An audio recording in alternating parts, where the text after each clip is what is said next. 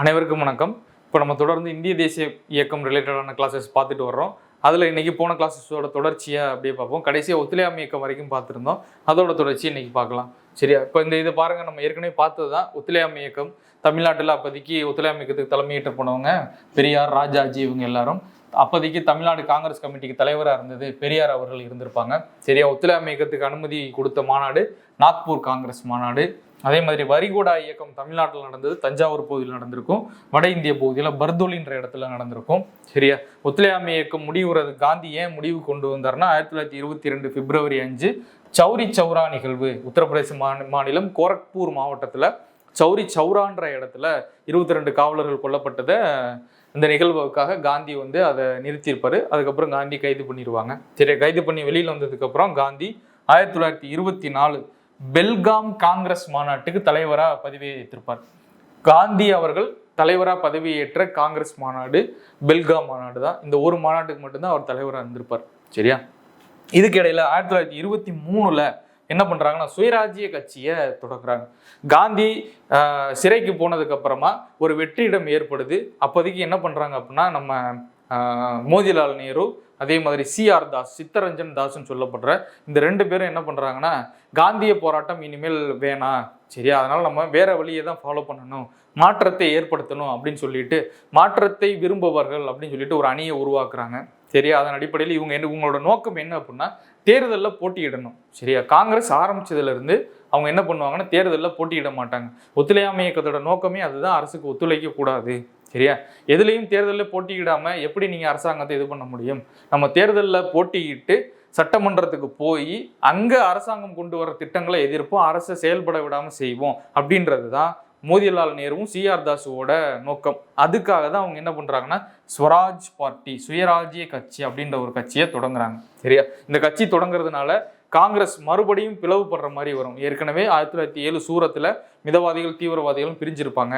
அப்படி ஒரு சூழ்நிலை இப்போ ஏற்பட்டிருக்கும். இருந்தாலும் மறுபடியும் காங்கிரஸ் உடைஞ்சிடக்கூடாது அப்படின்றதுக்காக ராஜாஜி என்ன பண்றாருன்னா, ராஜாஜி மாற்றத்தை விரும்ப மாட்டார். நாங்கள் காந்திய வழியிலேயே போராடுறோம் அப்படின்ற ஒரு இதில் இருப்பாங்க. அவங்க என்ன பண்றாங்கன்னா, நீங்க சுயராஜ்ய கட்சியா இருக்கீங்கன்னா காங்கிரஸுக்குள்ளாரே ஒரு தனி அணியா செயல்பட்டுக்கோங்க அப்படின்ற மாதிரி சொல்றாங்க. அதுக்கப்புறமா இவங்க என்ன பண்றாங்கன்னா, தேர்தலில் போட்டியிட ஆரம்பிக்கிறாங்க. சரியா? இதுக்கு சுயராஜ்ய கட்சிக்கு நம்ம தமிழ்நாட்டில் தலைமையேற்றவர் நம்ம சத்தியமூர்த்தி அவர்கள். சரியா? தீரன் சத்தியமூர்த்தின்னு சொல்லப்படுறவர். இப்போ இன்னைக்கு தமிழ்நாடு காங்கிரஸோட தலைமையிடம் கூட சத்தியமூர்த்தி பவன் சொல்லுவாங்கல்ல, அவர் தான் அது. சரியா? அதுக்கப்புறம் என்ன பண்றாங்க, தேர்தலில் போட்டியிட ஆரம்பிக்கிறாங்க. இப்போ இந்த காலகட்டத்தில் நம்ம தமிழ்நாட்டில் பார்த்தோம்னா நீதி கட்சி ஆட்சியில் இருக்கிறாங்க. சரியா? ரைட். அடுத்து பாருங்க, 1927 சைமன் கமிஷன், சர் ஜான் சைமனோட தலைமையில சைமன் கமிஷன் இந்தியாவுக்கு வர்றாங்க. இவங்க எதுக்காக வர்றாங்க அப்படின்னா, அதாவது இதுக்கு முன்னால 2 முக்கியமான சட்டங்கள் போடப்பட்டிருக்கும். 1909 மின்டோ மார்லி சட்டம், 1919 மாண்டேகு ஜேம்ஸ் போர்டு சட்டம். இந்த 2 சட்டங்கள் போடப்பட்டிருக்கும். சரியா? இந்த மின்டோ மார்லி சட்டத்துல தான் என்ன சொல்லியிருப்பாங்கன்னா, இஸ்லாமியர்களுக்கு தனித்தொகுதி இடஒதுக்கீடு கொடுத்துருப்பாங்க.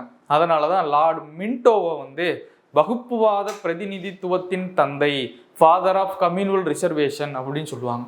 சரியா? அந்த சட்டத்தை மறு ஆய்வு பண்ணி 1919 மாண்டேகு ஜேம்ஸ்போர்ட் ஆக்ட், மாண்டேகு ஜேம்ஸ்போர்ட் சட்டம் அப்படின்னு சொல்லி ஒரு சட்டம் வருது.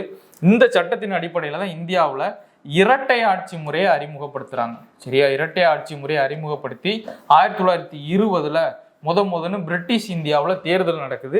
இந்த தேர்தலெல்லாம் பார்த்தோன்னா நம்ம தமிழ்நாட்டில் நீதி கட்சி ஆட்சி அமைச்சிருப்பாங்க. தமிழ்நாட்டோட நீதி கட்சியின் சார்பாக முதலமைச்சராக சுப்ராயலு ரெட்டியார் அவர்கள் முதல்வராக பதவி ஏற்றிருப்பாங்க. சரி, இதெல்லாம் இந்த மாண்டேகு ஜேம்ஸ்போர்ட் சட்டத்தின் அடிப்படையில் நடக்குது. அதுக்கப்புறமா என்ன பண்றாங்க, 1927 இந்த சட்டங்களை எல்லாம் மறு ஆய்வு பண்றதுக்காக தான் சர் ஜான் சைமனோட தலைமையில ஒரு கமிட்டி இந்தியாவுக்கு வர்றாங்க. ஆனா இதுல இந்தியர்கள் யாரும் கிடையாது. அதனால இந்திய தலைவர்கள் என்ன பண்றாங்கன்னா, இந்த கமிட்டியை எதிர்க்கிறாங்க. சரியா? இந்தியர்கள் யாரும் இல்லை, அப்படி எப்படி எங்களோட குறைகள் உங்களுக்கு தெரியும் அப்படின்ற மாதிரி இதை எதிர்க்கிறாங்க. சரியா? இப்போதைக்கு தான் என்ன ஆகுது அப்படின்னா, இந்த சைமன் கமிஷனை எதிர்க்கிறத அன்னைக்கு இந்தியாவோட அயலுறவு செயலராக ஒருத்தர் இருந்திருப்பார், லார்ட் பீர்கன் வுட். அவர் பேர் பீர்கன் வுட். அவர் என்ன சொல்லுவார்னா, உங்களுக்கு சட்டம் இயற்றுவதற்கான தகுதி இருந்தால் நீங்களே ஏற்றுங்க அப்படின்ற மாதிரி இந்தியர்களை ஏளனப்படுத்துகிற மாதிரி சொல்லுவார்.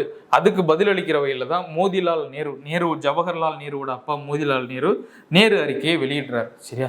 இந்த சைமன் கமிஷனில் என்ன சொல்லியிருப்பாங்கன்னா, பர்மாவை இந்தியாவிலிருந்து பிரிக்கணும், வட்டமேசை மாநாடுகள் நடத்தணும், சரி, இந்த மாதிரி நிறைய விஷயங்களை சொல்லியிருப்பாங்க. ரைட். அதுக்கப்புறம் நேரு அறிக்கை வெளியிடுறாங்க. அதோட தொடர்ச்சி 1929 லாகூர் காங்கிரஸ் மாநாடு நடக்குது. இந்த மாநாட்டுக்கு தலைவரா ஜவஹர்லால் நேரு அவர்கள் இருக்கிறாங்க. இதுல போடப்பட்ட ஒரு முக்கியமான தீர்மானம் தான் பூர்ண ஸ்வராஜ்யம், முழுமையான விடுதலை தான் வேணும், எங்களுக்கு சுயாட்சியோ தன்னாட்சியோ வேணாம், முழுமையான விடுதலை தான் தீர்வு. அதனால பூர்ண ஸ்வராஜ் அப்படின்ற தீர்மானம் நிறைவேற்றப்பட்ட மாநாடு காங்கிரஸ் மாநாடு. சரி, அதனால என்ன பண்றாங்கன்னா ஒவ்வொரு வருஷமும் இந்த மாநாட்டில இருந்து ஜனவரி 26 விடுதலை நாளா கொண்டாடணும்னு முடிவு பண்ணி 1930 இருந்து ஜனவரி 26 அன்னைக்கு நாடு முழுவதும் கொடியேற்றி விடுதலை நாளா கொண்டாட ஆரம்பிக்கிறாங்க. சரியா? ரைட். அதுக்கு அடித்தளம் போட்டது லாகூர் காங்கிரஸ் மாநாடு. அதே மாதிரி வட்டமேசை மாநாடுல காங்கிரஸ் பங்கேற்காது அப்படின்ற முடிவு எடுத்ததும் லாகூர் காங்கிரஸ் மாநாடு தான். அதுல மொத்தம் 3 வட்டமேசை மாநாடுகள் நடந்திருக்கும். சரியா? அதுல முதல் மாநாட்டுல காங்கிரஸ் கலந்துக்க மாட்டாங்க.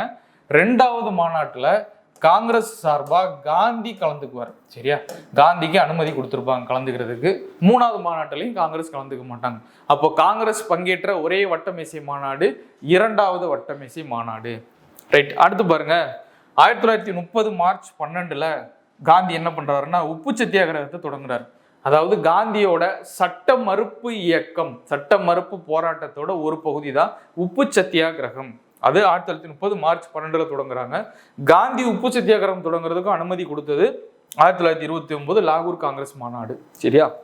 அது என்ன பண்றாங்கன்னா மார்ச் 12 அவரோட குஜராத்ல சபர்மதி ஆசிரமத்திலிருந்து கிளம்பி தண்டியை நோக்கி போறார். சரியா? ஏப்ரல் 5 தண்டியை போய் அடைகிறாரு. அங்க போய் என்ன பண்றாங்க, உப்பு காய்ச்சி பிரிட்டிஷ் அரசை எதிர்க்கிறாங்க. எதுக்கான உப்புக்கு வரி போட்டிருப்பாங்க, அந்த வரியை எதிர்த்து காந்தி போராடி இருப்பார். சரியா? காந்திய போராட்டங்கள்லயே பிரிட்டிஷ் ஆட்சி, பிரிட்டிஷோட அடித்தளத்தை அசைச்ச ஒரு போராட்டம் உப்பு சத்தியாகிரக போராட்டம் தான். அப்போதைக்கு நம்ம தமிழ்நாட்டில் என்ன பண்றாங்க அப்படின்னா 1930 ஏப்ரல் 13 தமிழ்நாட்டில் உப்பு சத்தியாக போராட்டத்தை ஆரம்பிக்கிறாங்க. அதுக்கு தலைமை ஏற்றது நம்ம ராஜாஜி. சரியா? ரைட். ஏப்ரல் 28 வேதாரண்யத்தில் போய் உப்பு காய்ச்சுறாங்க. கடைசியாக 12 பேர் உப்பு காய்ச்சுறாங்க. அந்த 12 பேரில் உப்பு காய்ச்சியதற்காக அபராதம் விதிக்கப்பட்ட முதல் பெண்மணி அப்படின்னா நம்ம ருக்மணி லட்சுமிபதியை சொல்லுவாங்க. ருக்மணி லட்சுமிபதி. சரி. அதே மாதிரி நம்ம தமிழ்நாட்டில் பார்த்தோம்னா சென்னை, ராமேஸ்வரம், மதுரை இந்த மாதிரி பகுதிகள் எல்லாம் சட்டமறுப்பு இயக்க போராட்டம் பெரிய அளவில் நடந்திருக்கும். சரியா? டி பிரகாசம், நாகேஸ்வர ராவ் இந்த மாதிரி ஆட்கள்லாம் சென்னையில் உதயவனம்ன்ற இடத்துல உப்பு சத்தியாகிரகத்தில் ஈடுபட்டிருப்பாங்க. அதுக்கப்புறம் உப்பு சத்தியாகிரகத்தில் ஈடுபட்டதுக்காக காந்தியவும் கைது பண்ணிடுவாங்க. அதோட தொடர்ச்சியாக என்ன பண்ணுவாங்கன்னா 1931 இந்த உப்பு சத்தியாகிரக போராட்டத்துக்கு அப்புறமா தான் 31 அன்னைக்கு இந்தியாவோட தலைமை ஆளுநராக இருந்தவர் இர்வின் பிரபு. சரியா? லார்ட் இர்வின் அவர் என்ன பண்றாருன்னா காந்தியை கூப்பிட்டு பேச்சுவார்த்தைக்கு அழைக்கிறாரு.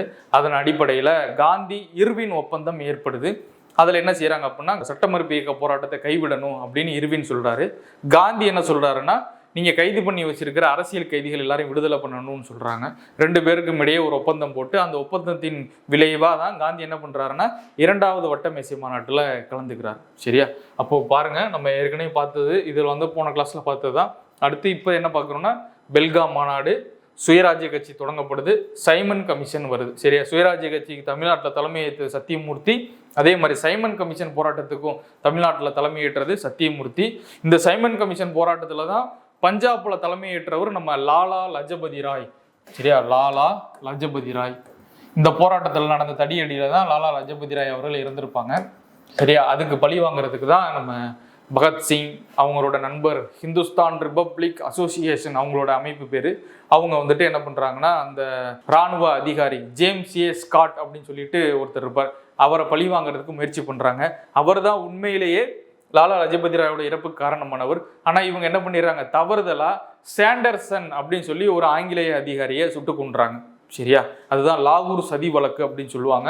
அது லாலா லஜபதி ராயோட மரணம் சம்பந்தப்பட்டது. லாலா லஜபதி ராய் எதுக்காக போராடினார்னா சைமன் கமிஷனுக்கு எதிராக போராடினாரு. தமிழ்நாட்டில் அதுக்கு தலைமையேற்று சத்தியமூர்த்தி. அதுக்கப்புறம் 1928 மோதிலால் நேரு அறிக்கை, 29 லாகூர் காங்கிரஸ் மாநாடு, இதுக்கு தலைமையேற்றது ஜவஹர்லால் நேரு. அடுத்து உப்பு சத்தியாகிரகம். சரியா? ரைட். இதை அப்படியே ஞாபகம் வச்சுக்கோங்க. நம்ம அடுத்த கிளாஸ்ல வேற ஒரு டாபிக் ரிலேட்டடா பார்ப்போம். நன்றி, வணக்கம்.